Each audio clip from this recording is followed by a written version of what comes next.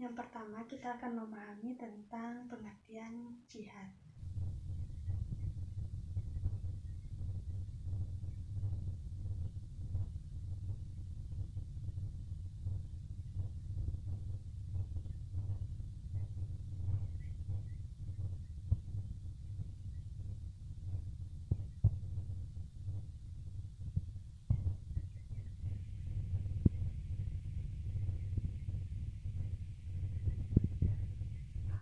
Sebagai istilah, jihad diartikan dengan 3 arti, yaitu yang pertama, berjuang melawan musuh nyata, yang kedua, berjuang melawan setan, yang ketiga, berjuang menahan hawa nafsu.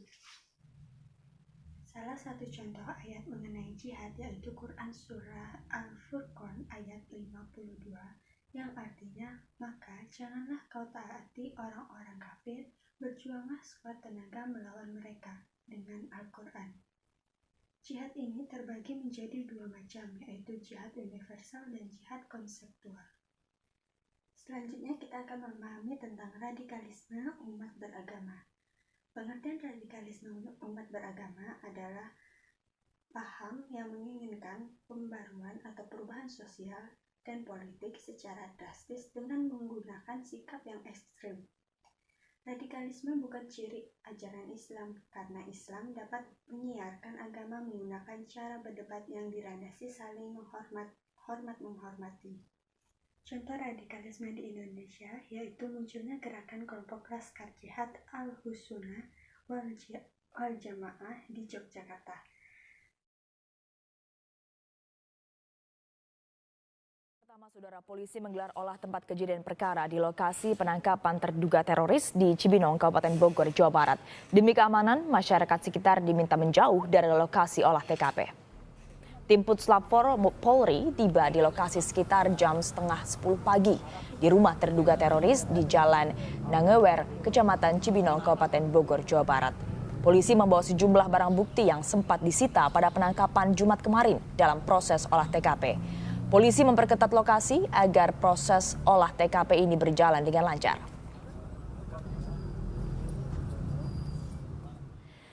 Sebelumnya dari hasil rilis Mabes Polri diketahui penangkapan yang dilakukan oleh tim Densus 88 anti teror paling banyak terjadi di bulan Mei dengan total 29 tersangka. Polisi menyebut tersangka berencana melakukan aksi teror pada saat hari pengumuman pemenang pemilu oleh Komisi Pemilihan Umum pada 22 Mei mendatang. Ya, silakan.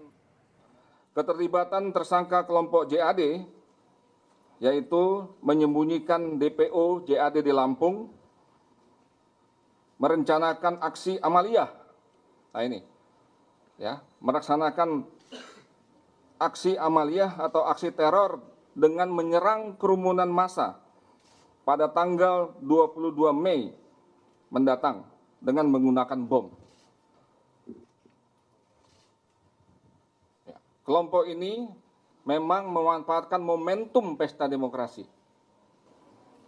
Ya, oleh karena itu, lewat forum ini, Kepolisian Negara Republik Indonesia, saya selaku Kepala Divisi Humas juga sebagai juru bicara menyampaikan bahwa pada tanggal 22 Mei, masyarakat kami himbau tidak turun. Ini akan membahayakan karena mereka akan menyerang semua massa, termasuk aparat, massa-massa yang berkumpul dengan melakukan bom. Ini yang dinamakan tadi, kami melakukan penangkapan yaitu preventive strike. Informasi selengkapnya soal penangkapan terduga teroris ini, kita akan bergabung dengan jurnalis Kompas TV, ada Peter Chandra dari Bogor, Jawa Barat. Peter, selamat siang. Peter, dari informasi yang Anda dapatkan, apakah terduga teroris ini merupakan anggota jaringan yang sama dengan yang ada dalam penangkapan sebelumnya di Bekasi dan Tegal? Itu yang masih didalami sampai dengan saat ini, Stefani, dari tim Densus 88 anti teror Mabes Polri terkait dengan apakah terduga teroris yang ditangkap di Bogor kemarin berinisial E merupakan satu jaringan dengan penangkapan-penangkapan sebelumnya atau merupakan kelompok tersendiri. Bisa jadi iya, bisa jadi tidak. Ini yang masih kita tunggu pernyataan dari Mabes Polri terkait dengan proses pemeriksaan dan juga pendalaman yang sampai saat ini masih dilakukan. Tapi paling tidak Stefani, satu informasi yang bisa kami informasikan yang kami dapatkan juga bahwa penangkapan terduga teroris E ini adalah pengembangan dari penangkapan terduga teroris THB di Pemalang, Jawa Tengah beberapa waktu yang lalu. Jadi kalau kita lihat proses pendalaman yang saat itu dilakukan atau pengembangan yang dilakukan saat itu oleh Mabes Polri mendapatkan satu data bahwa termasuk tempat tinggal dari terduga teroris E ini berada di Cibinong, Bogor, Jawa Barat, kemudian juga dengan kemampuan yang dimiliki oleh E ini sendiri sebagai peracik bahan peledak itu juga didapatkan informasinya dari THB yang merupakan terduga teroris yang ditangkap di Pemalang, Jawa Tengah beberapa waktu yang lalu. Sehingga kalau misalnya kita lihat dari informasi ini, saya bisa katakan tadi bisa jadi iya, bisa jadi tidak, tergantung nanti bagaimana pendalaman atau pengakuan yang didapatkan tim Densus 88 anti teror Mabes Polri dari pemeriksaan tersangka yang saat ini sedang dilakukan secara paralel. Pun juga dengan proses olah tempat kejadian perkara yang dilakukan sejak pagi tadi, Stefani, sampai dengan siang hari ini masih berlangsung. Jadi proses olah TKP ini dilakukan untuk melengkapi proses pemberkasan yang dilakukan tim Densus 88 anti teror Mabes Polri pasca penangkapan yang dilakukan pada Jumat sore kemarin. Jadi nanti dari hasil pemeriksaan terhadap terduga pelaku, kemudian juga dari hasil olah tempat kejadian perkara hari ini, nanti akan digabungkan atau akan disinkronisasikan sehingga mengarah pada satu kesimpulan yang nanti juga akan disampaikan oleh tim dari Divisi Humas Mabes Polri. Begitu, Stefani. Lalu apakah sudah bisa dikonfirmasi, Peter, soal benarkah ada serangan yang direncanakan terduga teroris ini dalam waktu dekat? Itu yang salah satu hal lain juga yang masih didalami saat ini. Kalau memang ternyata dari hasil pendalaman atau pengembangan yang dilakukan oleh polisi sampai dengan saat ini mengarah kepada terduga teroris E ini merupakan satu jaringan dengan pelaku-pelaku yang ditangkap sebelumnya pada bulan Mei, bisa jadi terduga teroris E ini terlibat dalam rencana aksi amalia yang akan dilakukan pada tanggal 22 Mei 2019 mendatang. Tapi itu semua masih kita tunggu kepastiannya, Stefani, karena proses olah tempat kejadian perkara masih berlangsung, proses pemeriksaan terhadap terduga teroris E sendiri juga masih berlangsung secara bersamaan saat ini di dua lokasi yang berbeda, dan kita masih menunggu pernyataan secara resmi nanti dari pihak kepolisian, yaitu dari Divisi Humas Mabes Polri Jakarta terkait dengan proses penangkapan yang dilakukan pada Jumat kemarin dan olah TKP hari ini. Demikian, Stefani. Baik, kita masih harus menunggu bagaimana hasil olah TKP yang masih berlangsung sampai dengan saat ini. Terima kasih, jurnalis Kompas. Ada beberapa faktor mengapa sebuah kelompok-kelompok layak disebut radikal. Yang pertama, mereka masih sering menunjukkan mentalitas perang salib. Kedua, penegakan hukum Islam yang juga kerap diupayakan dengan keras.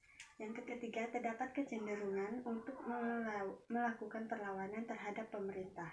Keempat, semangat untuk menegakkan agama sebagai lambang supremasi kebenaran ajaran Tuhan di dunia. Upaya menanggulangi radikalisme, yang pertama, merubah sikap dan pandangan dari negara Barat terhadap negara Muslim dunia.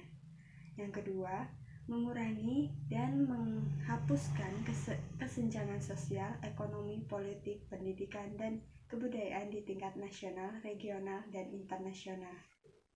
Yang ketiga, reorientasi pemahaman agama yang sempit menjadi terbuka.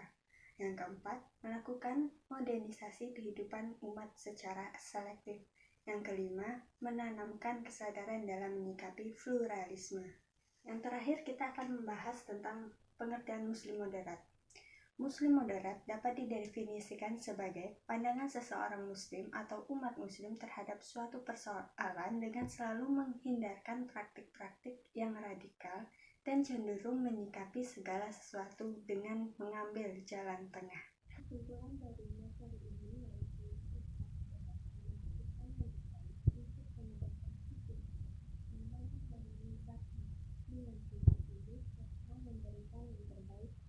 sedangkan radikalisme merupakan paham yang menginginkan pembaruan atau perubahan sosial dan politik secara drastis dengan menggunakan sikap yang ekstrim. Sedangkan Muslim moderat merupakan pandangan yang menyikapi segala sesuatu dengan jalan tengah, yaitu gabungan antara kerohanian dan jasmani serta waktu dan akal. Sekian penjelasan materi dari saya mengenai jihad, radikalisme, dan muslim moderat. Kurang lebih saya mohon maaf. Saya akhiri dengan Assalamualaikum warahmatullahi wabarakatuh.